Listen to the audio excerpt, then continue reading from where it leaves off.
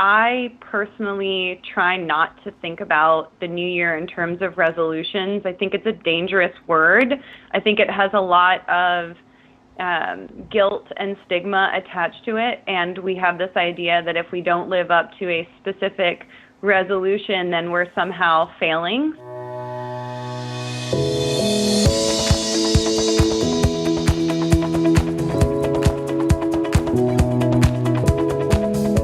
Hey, I'm Scott Jones from eMeals, and you're listening to Real Food for Real Life. On this episode, I talk with Laura Lea Goldberg of LL Balanced. In addition to being a certified holistic chef, Laura Lea is also a popular blogger and a cookbook author. She explains why restrictive, resolution-based diets are frankly bad for your body and bad for your soul. But don't despair. Laura Lea shares her tips and secrets on how you can enjoy healthy, nutritious food year-round without feeling deprived. Now, before we get to the interview, I have a few housekeeping items. First, send us your questions and comments. We read all of them. And if you have a suggestion for a future guest or a potential topic, I'd love to know that too. You can find us on Twitter at eMeals using the hashtag AskEmeals. We also have an email address. It's community@emeals.com. If you don't already subscribe to our podcast, subscribe today. It's simple to do. You can find us at itunes.com/podcast/Real Food for Real Life. And while you're there, leave us a review. And finally, if you'd like more information on eMeals and our variety of meal plan food styles, you can find us at emeals.com. Try any of our meal plans free for 2 weeks, be it paleo, clean eating, or gluten-free. You can even have your shopping list sent directly to Walmart pickup at no charge, so your groceries are waiting for you. That's it. On with the show. Hey, Laura Lea, how you doing? I'm fantastic. How are you, Scott? I'm doing well. Welcome to Real Food for Real Life, and welcome to 2018. Thank you. Likewise. Pretty crazy that we're here. Yeah, no kidding. No kidding. So I'm just going to jump right into it. This is that time of the year when people are starting to make resolutions and wanting to get their life back on track.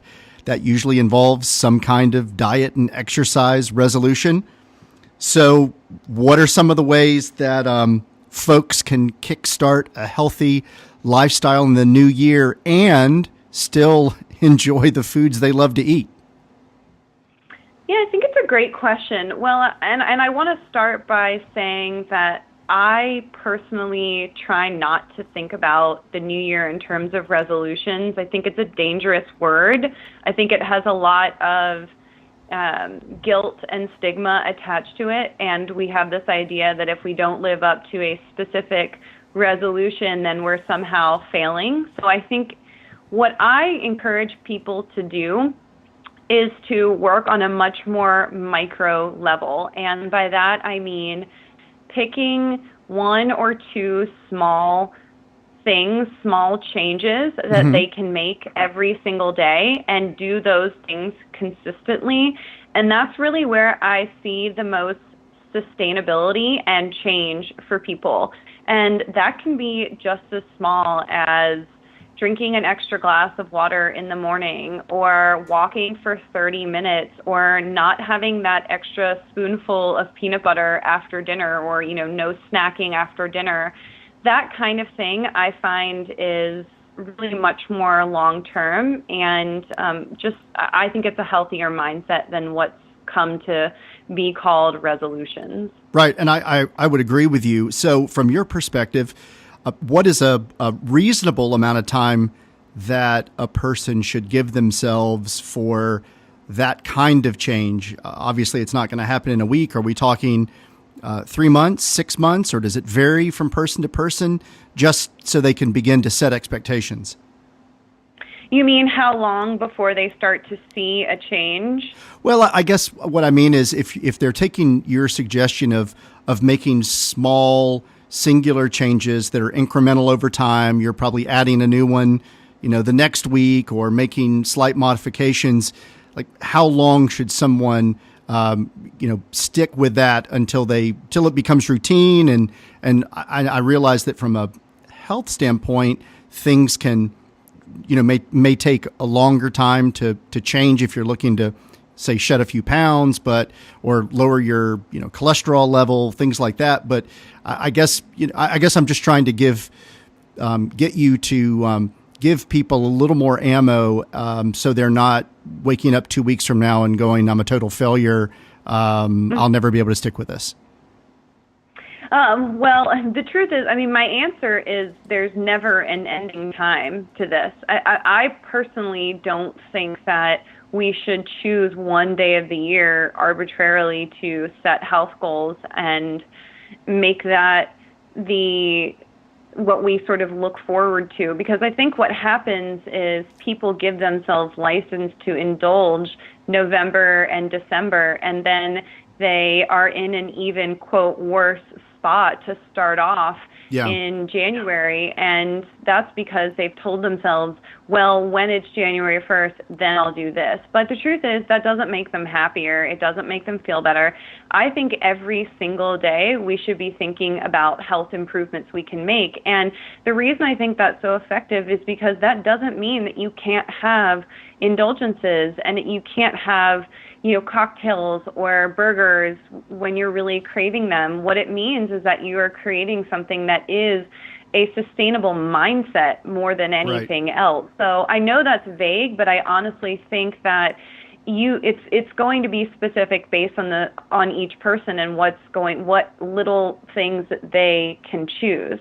So you're giving people permission to enjoy, say for instance, a big batch of your holy fudge black bean brownies, right? Is that what I'm hearing? Yeah. Well, maybe not in one not sitting. A whole pan. Yeah. Yes. I think it depends on the person. I think that we can all be making small changes, but I think you have to know yourself. Some people do better with more of an abstainer mindset, and those are people who really find that they are better at sticking to their changes and their goals when they just don't keep things in the house, when they just don't even have the makings of black bean brownies. And those are people who typically, may go out to a dinner with friends and have an indulgent dessert every, say, 6 months. And then there's people that are more moderators, and that's what I am, which is somebody who really does better when they can have a small treat here and there instead of being told you can never have something like this, because for them that may trigger them to go and eat the entire pan of brownies. So some of it is looking at your behavior when it comes to the things that you crave and that are indulgences for you, and figuring out, determining where you fall on that spectrum. Right. And what I'm hearing, reading between the lines there, is this notion of balance.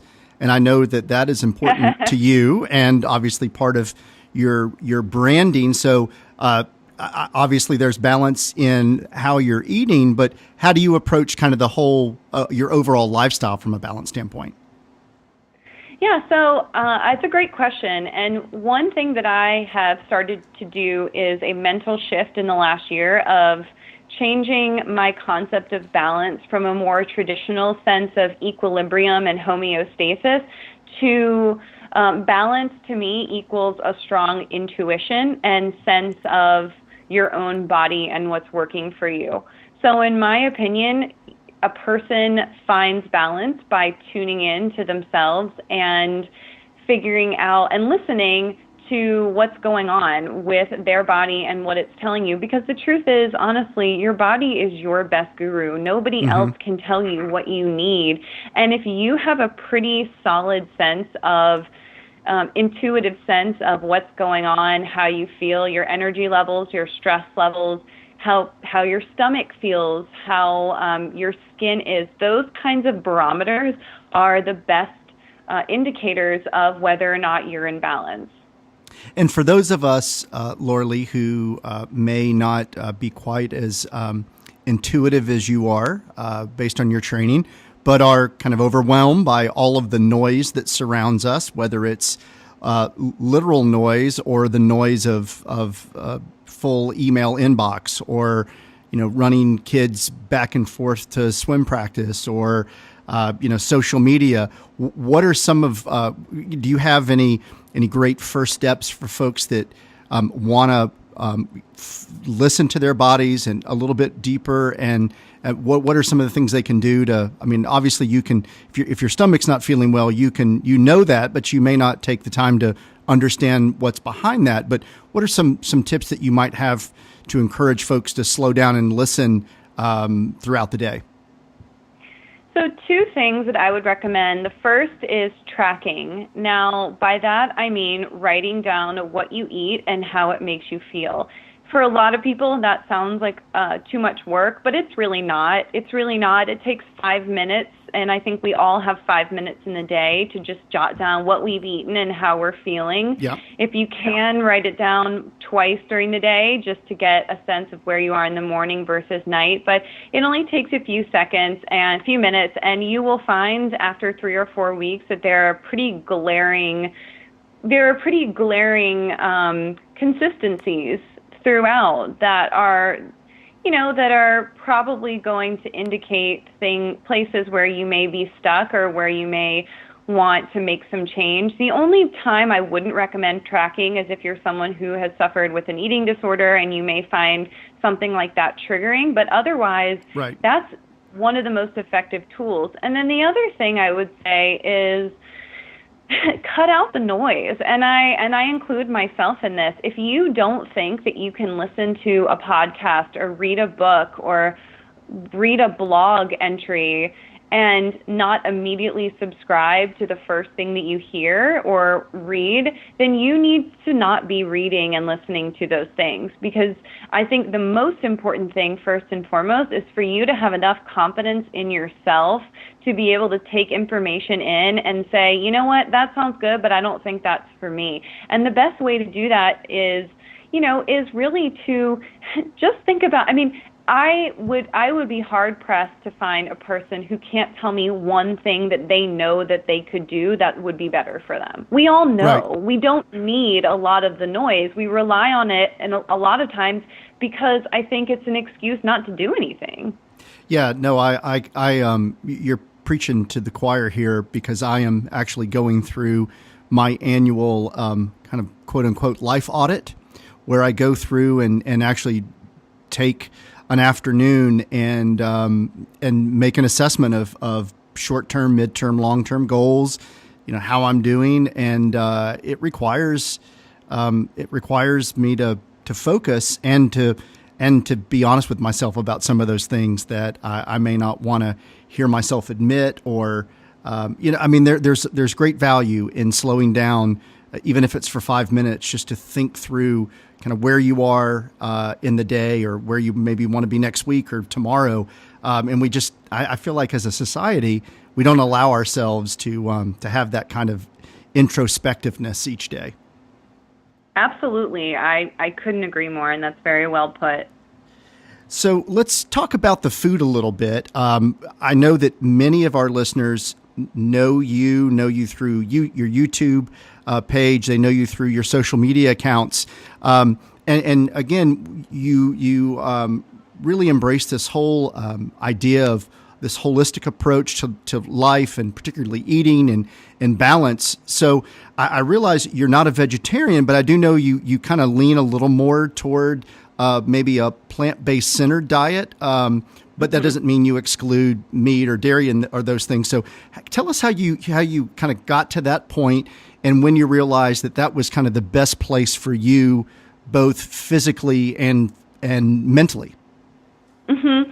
I would say that's absolutely correct. I would say that I eat primarily 85 to 90% vegetarian, and then every now and again, if I'm really craving meat, I will, I'll have it. And I make a lot of meat for my husband.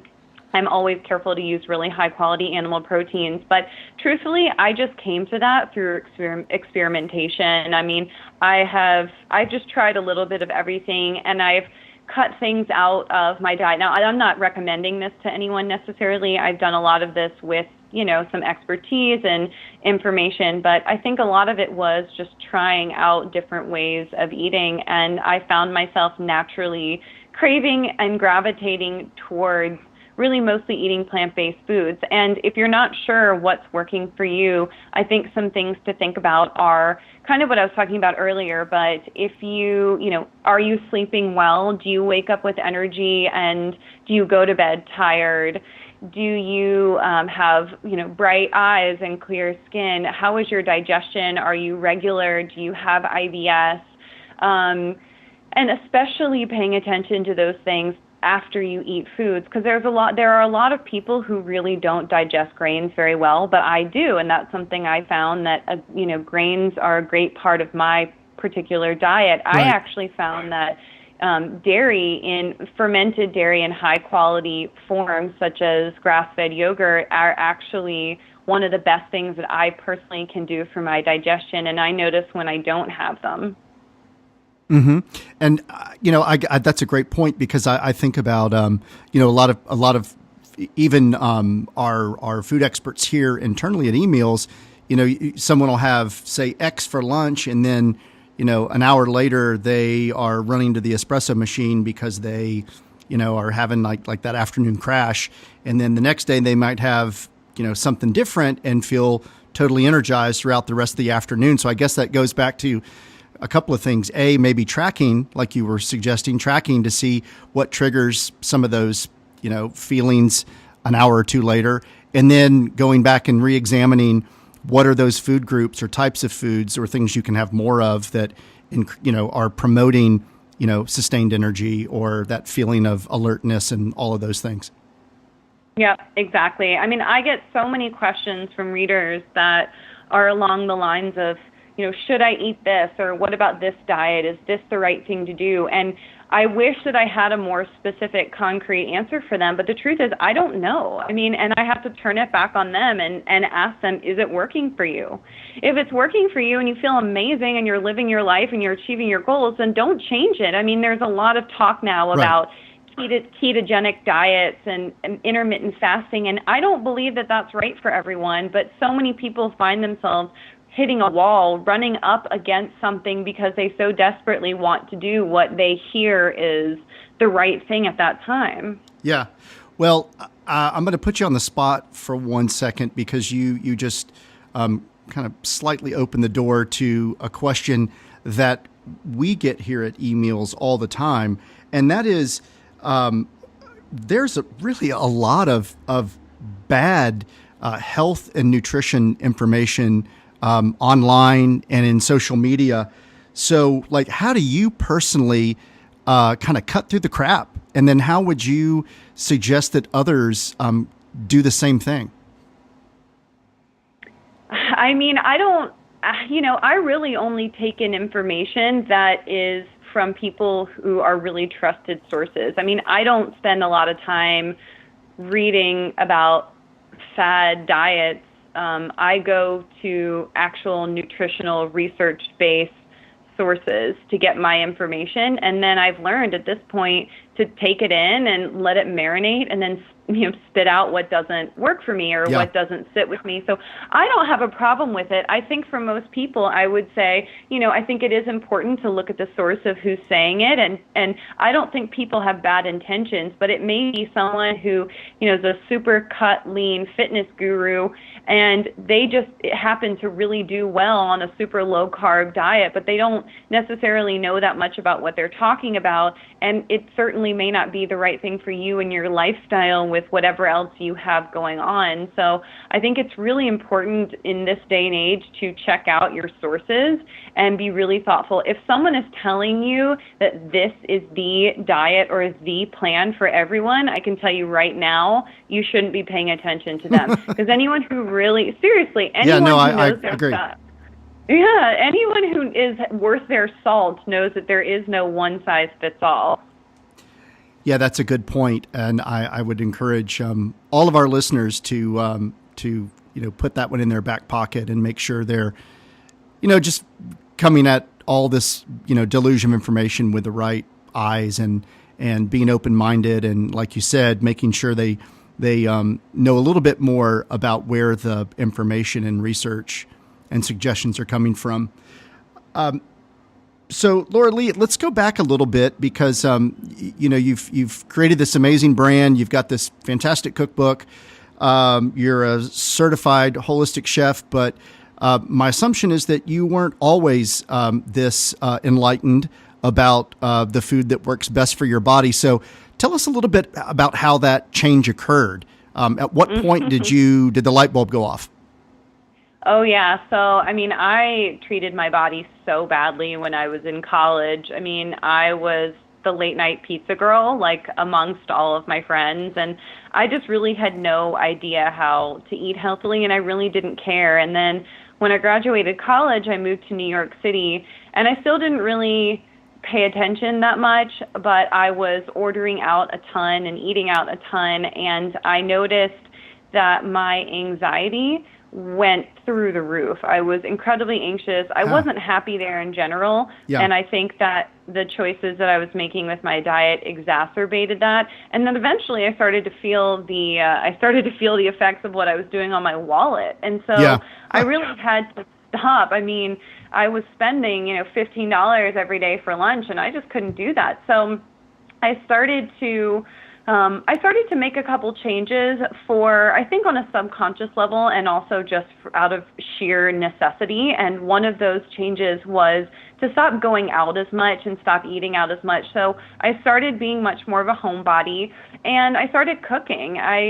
On the weekends, I would literally put on my backpack and go wandering around the streets of New York City by myself, because all my friends were asleep till 1 p.m. And I would wander around the farmers markets and pick out beautiful seasonal produce. New York has incredible farmers markets. Yeah. And I would come home and I would cook. And I would also gravitate towards towards the bookstores. There was a bookstore right around the corner from my apartment, and I would go there and just pore over these cookbooks. And it all sort of came together when a few months into that, I noticed that my anxiety had decreased dramatically. No kidding. And I was feeling so much better and so much more in control of my life.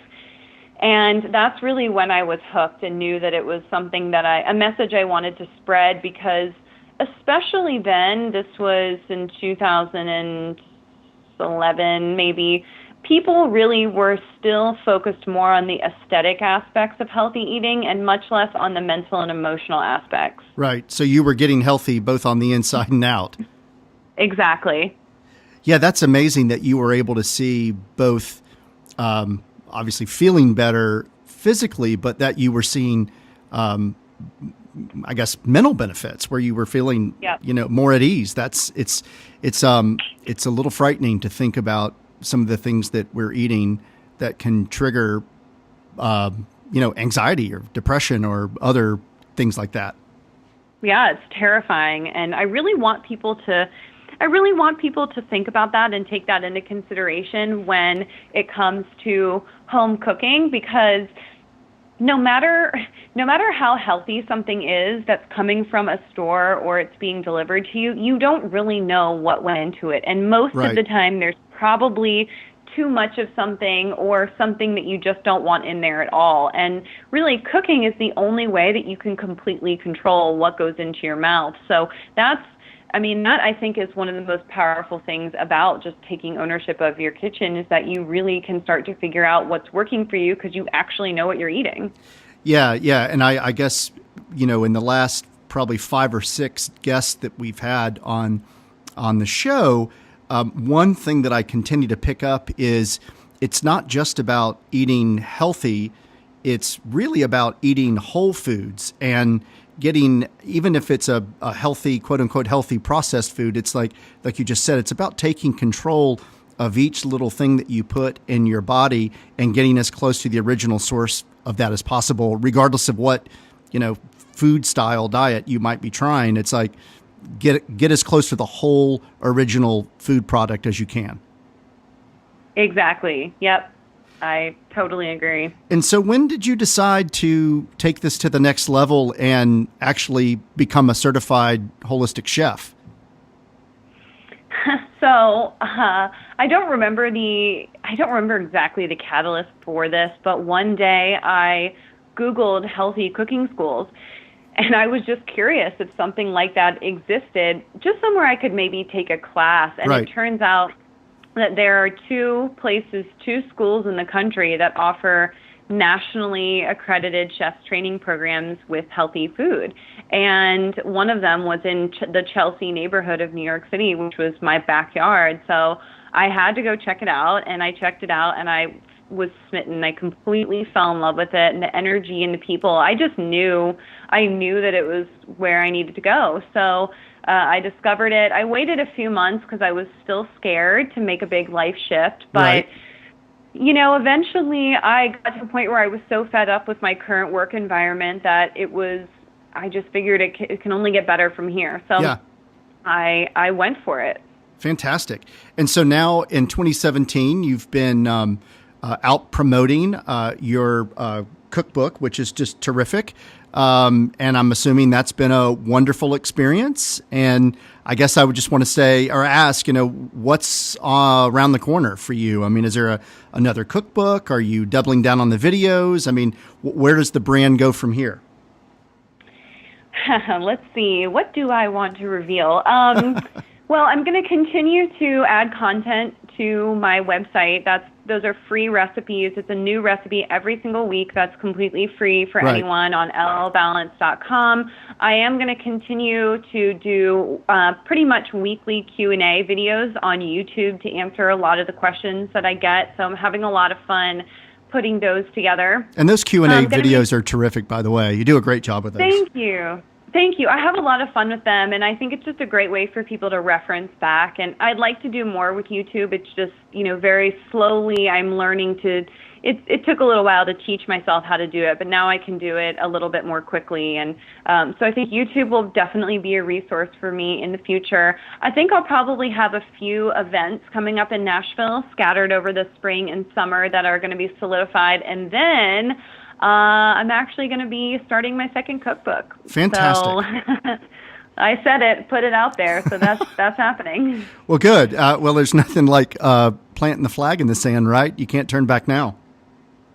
I know. I mean, I was like, well, should I reveal? But you know what? I know I want to do it. I know I want to, and I think people just want to see. I think people want more recipes, and I've taken a lot of feedback from my first cookbook and from the commentary I've gotten, and there's going to be some new and old themes that I think are going to cover bases that people might want more of, and also some same old of the good, reliable, comfort foods. Yeah.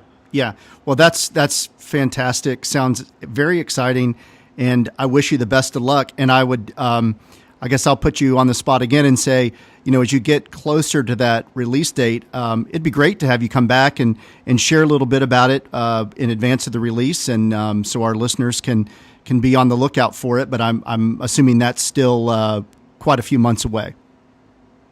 It is a little ways off, but Scott, I've really enjoyed getting to know you, and I would absolutely be honored to come back.